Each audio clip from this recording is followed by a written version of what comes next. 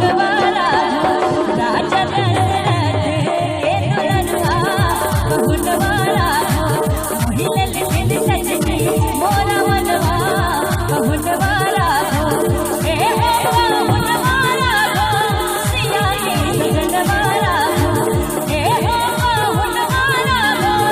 सिया के सजनवारा। गर्मी ज्यादा लगे छै हमरा सबसे बेसी लागे एकदम लाइट फाइट करते छै कनी पंखा तंखा आबि रहल छै लेकिन धीरे धीरे कि राजा दशरथ के दुल्हनवा बहुनवारा राजा दशरथ के दुल्हनवा बहुनवारा।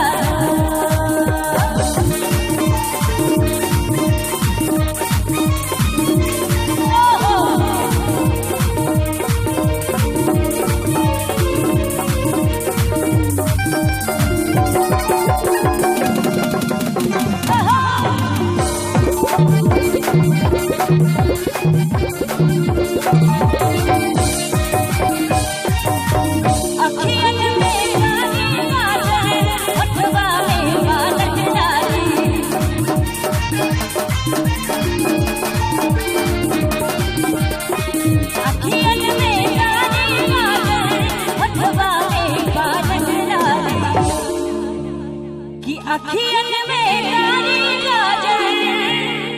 होठवा में कानक लाली।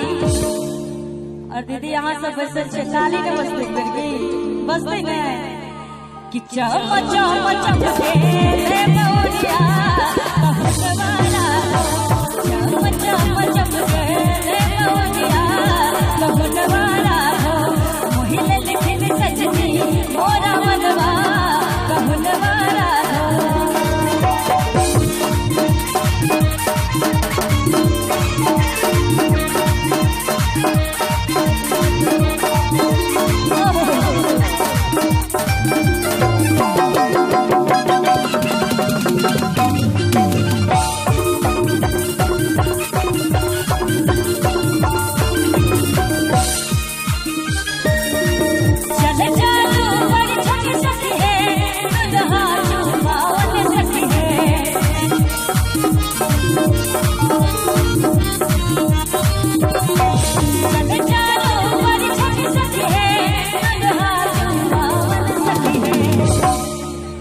दुल्हा कतऽ छथिन हम सब तऽ देखबे नहीं केलिए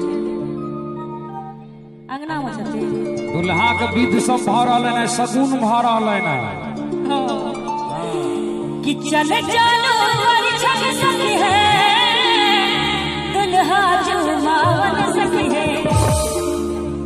कनिया सब साले में मजा देखे आहा के नहीं कहै छै या इनका सब के कहै छै वीआईपी कोटा जगह बैसल छथिन कुर्सी धऽ लेने ने रिया खाना पीना भऽ गेलै ने करिए एकदम ताली लगा